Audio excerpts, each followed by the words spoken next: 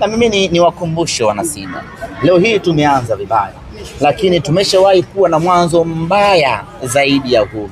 Msimu wa mwaka 2022-2023 kwenye ligi ya mabingwa Afrika tulianza vibaya kwa kufungwa mabao 3-0 na Raja Casablanca hapa Benjamin Mkapa.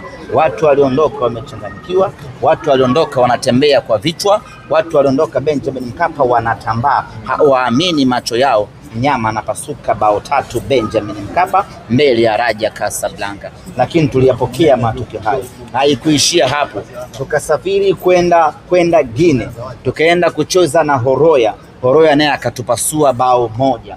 Yaani mpaka tunakwenda kwenye mechi ya 3 ya hatua ya makundi ya ligi ya mabingwa Afrika hatuna pointi hata moja. Huo ndio ulikuwa mwanzo mbaya kweli kweli ambao wana Simba tunapaswa kukumbuka. Lakini nini tulifanya? Baada ya kupoteza mechi 2 za mwanzo, tukakaa chini wana Simba, tukaangalia tumekosea wapi, tukapata nguvu mpya, tukajipanga.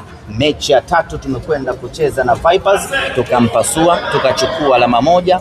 Tukageuka na Vipers hapa Benjamin Mkapa, tukampasua, tukachukua alama 3, jumla zikawa 6.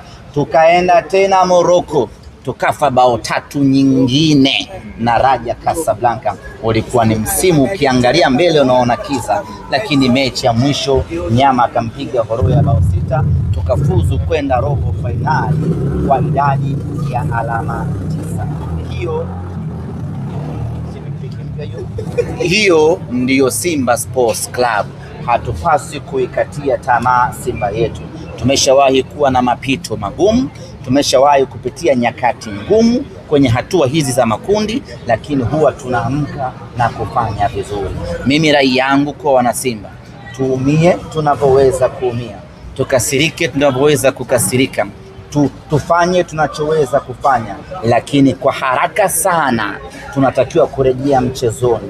Kwa haraka mno tunatakiwa kurejea kwenye mapambano, kwa sababu tarehe 30 kuna vita nyingine inatusubiri Mali dhidi ya Stade Malien.